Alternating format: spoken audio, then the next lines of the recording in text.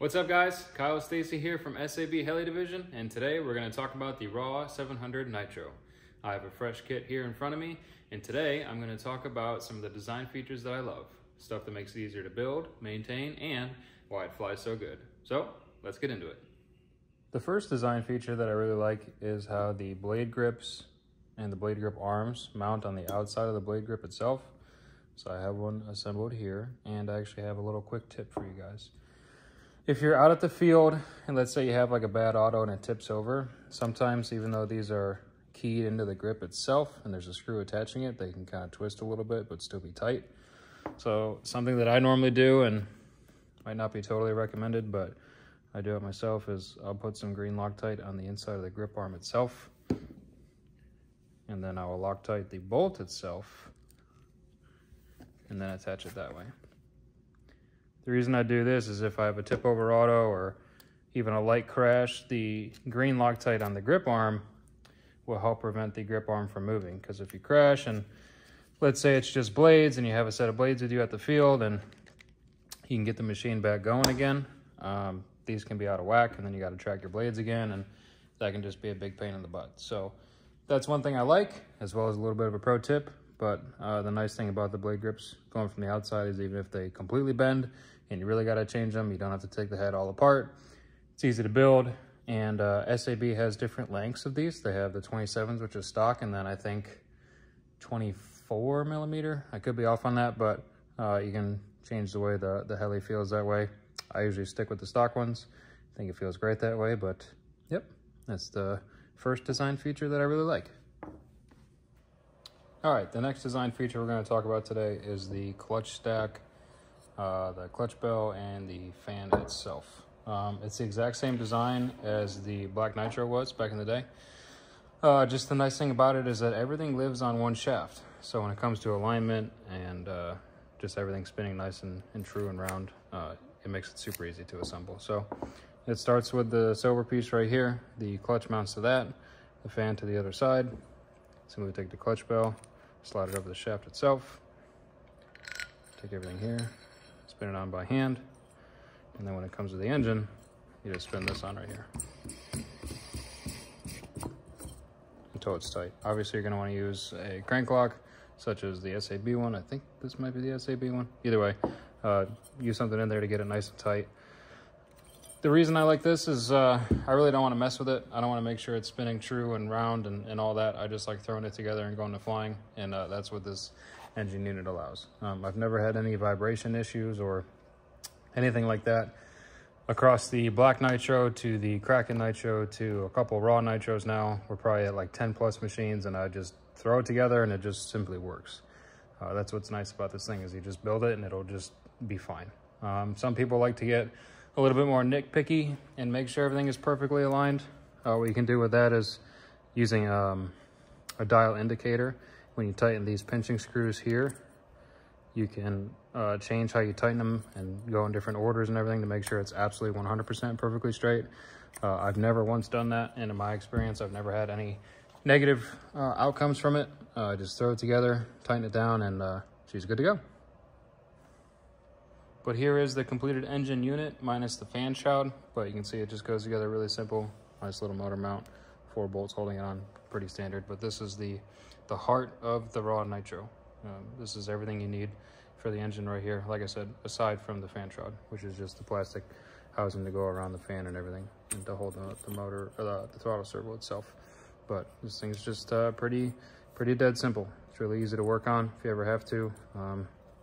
If you have to take this all apart again, let's say maybe the clutch is worn out or the clutch bell is worn out and not grabbing as well as it used to, it's pretty easy to get it out. Just remove the 2 pinching bolts here on the engine shaft itself, and then you can use, I think it's a 5.5 mil hex wrench, and you can just crack it loose and it comes right off.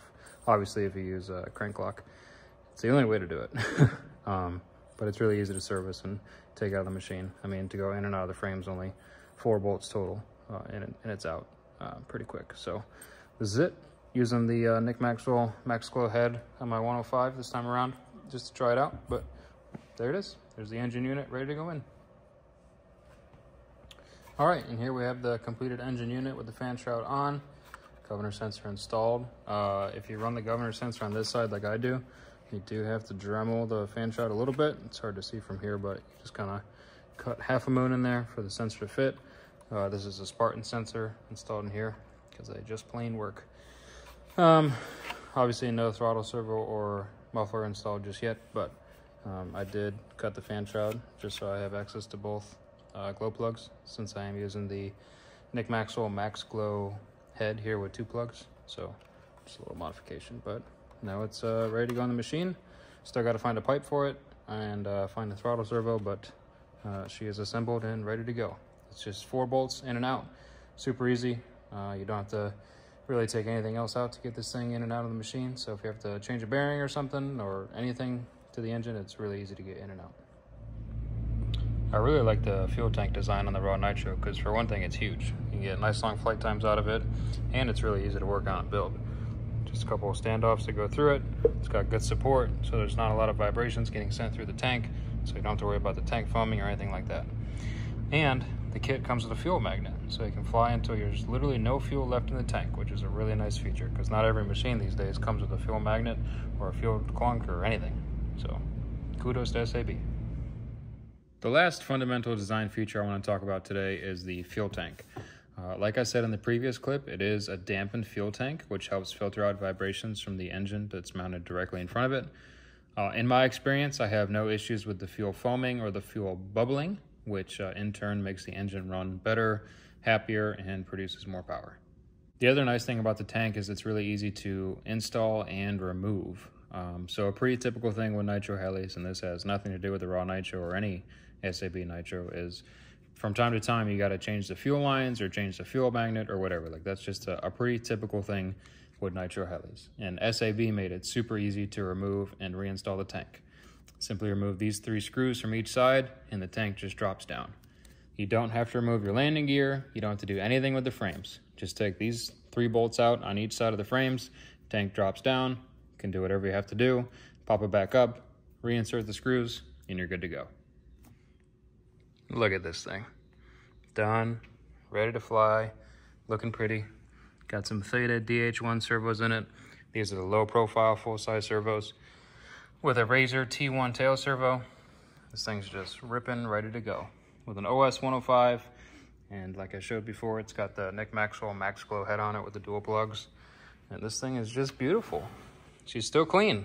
It's not gonna look like this for long. It's gonna be covered in fuel in no time.